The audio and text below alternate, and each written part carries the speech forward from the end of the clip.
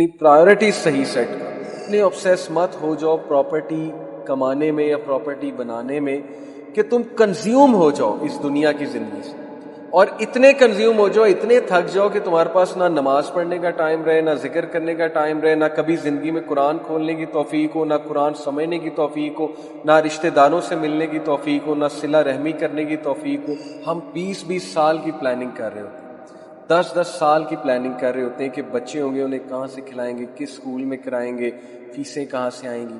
اور میرے ایک دوست نے کہا تھا کہ شاید اسی لیے نہیں ہوتا, کیونکہ اللہ کی کتنی بڑی ناشکری کہ بجائے کہ اللہ کی نعمتوں کے بارے میں سوچنے کا ہم ڈرتے ہیں کہ یار بچے پیدا ہو گئے تو کھلائیں گے کہاں سے. کہ بھائی شکر گزاری کرو کہ آج تو کھانے کے لیے میرے پاس موجود ہے نا, کل اللہ دے گا, جیسے برڈز کو دیتا ہے, چڑیوں کو دیتا ہے. مجھے بتائیں کیا آپ کبھی بھوکے مرے ہیں؟ جتنے بھی لوگ مجھے سن رہے ہیں, کیا کوئی ایسا آپ پہ ڈے آ گیا کہ بالکل فاقہ ہو گیا اور ہم بھوکے مرنے والے ہو گئے, فٹ پاتھ پہ آ گئے؟ تو اللہ تعالیٰ سب کو دیتا ہے, لیکن ہمارے اندر یہ ناشکری اور یہ تذبذب اور یہ بے چینی کیوں پیدا ہوتی ہے؟ بٹ جب ہر فیز آف لائف کی ٹاپ پرائیورٹی ہی یہ ہو اور ان چیکڈ ہو تو پھر this is a big big big issue. This is a fault, this is a fault in our thinking. This is where we have got the philosophy of life wrong, because Allah تعالیٰ نے ہمیں کتنی آیات, نبی صلی اللہ علیہ وسلم کتنی حدیث میں واضح فرمایا کہ دنیا کی زندگی اصل زندگی ہے ہی نہیں. یہاں پر بالکل اس طرح نہ ہو جیسے ایک اسٹرینجر رہتا. اب اس کا یہ مطلب نہیں ہے کہ غریب ہو جاؤ, یا اس کا یہ مطلب نہیں ہے کہ دنیا کو بالکل ہی ترک کر دو. اس کا مطلب یہ کہ اپنی پرائرٹیز صحیح سیٹ کرو, اور یہی ریمائنڈر ہم بار بار دیتے ہیں. We have to set our priorities. اب دیکھیں رمضان آ رہا ہے, what are our priorities? Ramzan آنے سے پہلے ہماری پہلی پرائرٹی اگر تو یہ ہے کہ یار میٹرو سیل لگی ہوئی ہے یا فلانے شاپنگ مال میں سیل لگی تو رمضان کا سارا راشن اور کھانا لیا.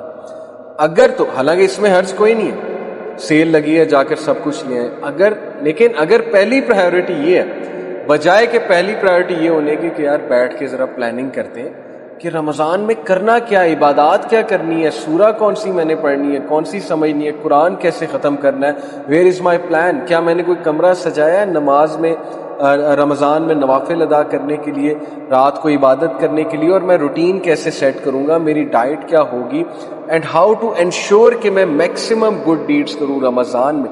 اگر تو پہلی پرائیورٹی یہ نہیں ہے اور پہلی پرائیورٹی وہ ہے کہ بس راشن لے آئیں جا کے, تو پھر this is where we are going wrong, اور اس کا مطلب ہمیں رمضان کا مقصد ہی صحیح سمجھ نہیں آیا.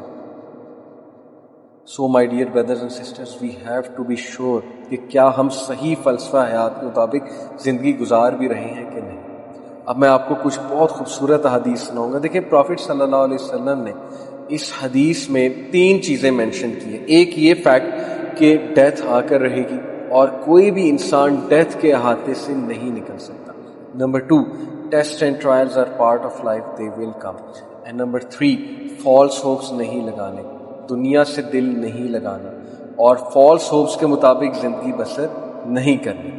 Now let me tell you some beautiful ahadith. سب سے پہلے عبداللہ بن مسعود رضی اللہ عنہ سے مروی ایک حدیث. عبداللہ بن مسعود رضی اللہ عنہ reported the messenger of Allah صلی اللہ علیہ وسلم said لا تتخذوا الزیعة فترغبوا فی الدنیا. Prophet صلی اللہ علیہ وسلم said do not be consumed with acquiring property such that you place your hope in the world. اللہ اکبر.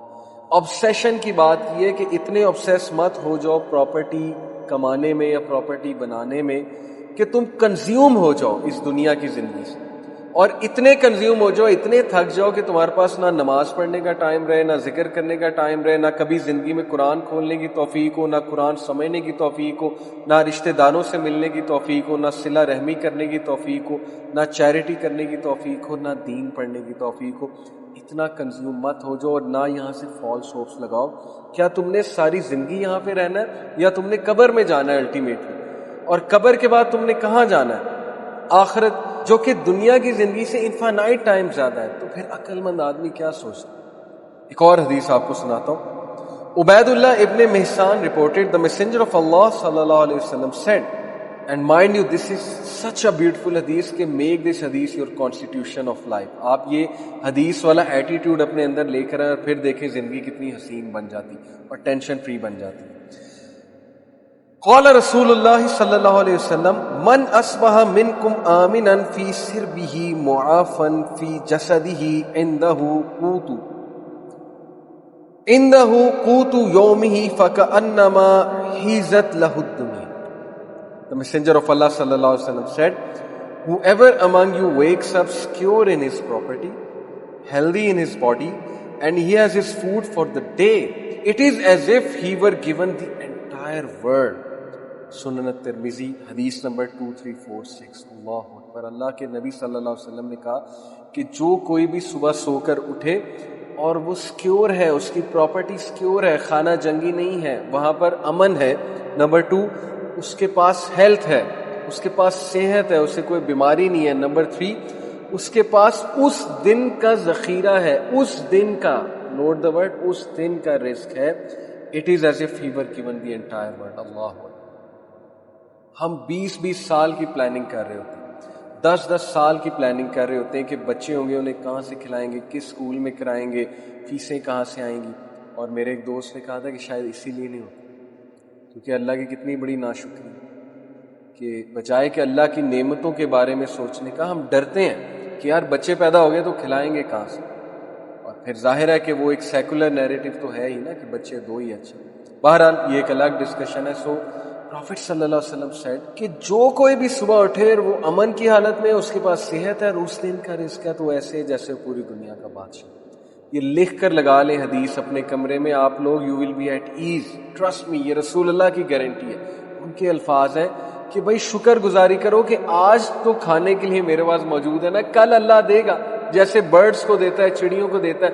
مجھے بتائیں کیا آپ کبھی بھوکے مرے ہیں؟ جتنے بھی لوگ مجھے سن رہے ہیں, کیا کوئی ایسا آپ پہ ڈے آ گیا کہ بالکل فاقہ ہو گیا اور ہم بھوکے مرنے والے ہو گئے, فٹ پاتھ پہ آ گئے؟ تو اللہ تعالیٰ سب کو دیتا ہے, لیکن ہمارے اندر یہ ناشکری اور یہ تذبذب اور یہ بے چینی کیوں پیدا ہوتی ہے؟ Because we are always seeing Instagrams, we are always seeing Facebook, we are always following people, we are seeing pages of brands and clothes and cars. پھر ایک رشتہ دار کی پوسٹ آتی ہے کہ اس نے نئی V8 لے لی ہے, پھر ایک رشتہ دار کی پوسٹ آتی ہے کہ وہ تو فلانے ہوٹل میں سالگرہ منا رہا ہے, پھر ایک کی آتی ہے کہ وہ تو فلانی جگہ اٹلی میں یا تھائی لینڈ میں چھٹیاں منانے گئے میں, اور میں یہاں کیا کر رہا ہوں, میں غربت میں رہ رہا ہوں یا غربت میں رہ رہی ہوں, میرے پاس تو کچھ بھی نہیں. اور پھر کمپیریزنز ہوتے ہیں, اس کا خامد تو یہ کرتا ہے, اس کی وائف تو یہ کرتی ہے, اس کے سسرال والے نے تو یہ گفٹ دیا, اس کے ابو نے تو یہ کیا اور اس نے یہ کیا اور وہ کیا. And this messes up our life, such a depress life, اتنی ہولو لائف, دوسروں کے ساتھ کمپیریزن, اور اللہ کا شکر نہ کرنا, اور دوسروں کے گھر دیکھ دیکھ کے, گاڑیاں دیکھ کے کمپیریزنز کرتے پھرنا. وی شوڈ تھینک اللہ کہ ہمارے پاس اس دن کا رزق تو ایٹ لیسٹ موجود ہے. That is the attitude we all need to adapt. So moving on, دیکھیں ٹرائلز کے حوالے سے, صبر کے حوالے سے میں کچھ قرآن کی ورسز اور حدیث آپ کو سناتا ہوں, بیکاز ظاہر ہے کہ جب ٹرائلز آئیں گے تو we have to be very patient. So صبر کے حوالے سے قرآن میں بہت سی آیات ہیں. سورہ آل عمران ورس نمبر 200, اللہ سیز یا ایھا الذین آمنوا اصبروا وصابروا ورابطوا واتقوا اللہ لعلکم تفلحون. O you who believe, be patient and endure and stand guard and fear Allah that you may be successful. صبر کرو, پیشنٹ رہو اور انڈیور کرو, اینڈ اسٹینڈ گارڈ, ہر وقت اپنے گارڈ پہ رہو, اینڈ فیئر اللہ, اور اللہ تعالیٰ سے ڈر ڈر کے زندگی گزارو. یعنی بی کانشیس آف اللہ, تاکہ تم تفلحون, تاکہ تم فلاح پانے والے بن جاؤ. اور پھر اللہ سبحانہ تعالیٰ نے کہا وَلَنَبْلُوَنَّكُمْ بِشَيْءٍ مِّنَ الْخَوْفِ وَالْجُوعِ وَنَقْصٍ مِّنَ الْأَمْوَالِ وَالْأَنفُسِ وَالثَّمَرَاتِ وَبَشِّرِ الصَّابِرِينَ. We will surely test you with something of fear and hunger and a loss of wealth and lives and fruits, but give glad tidings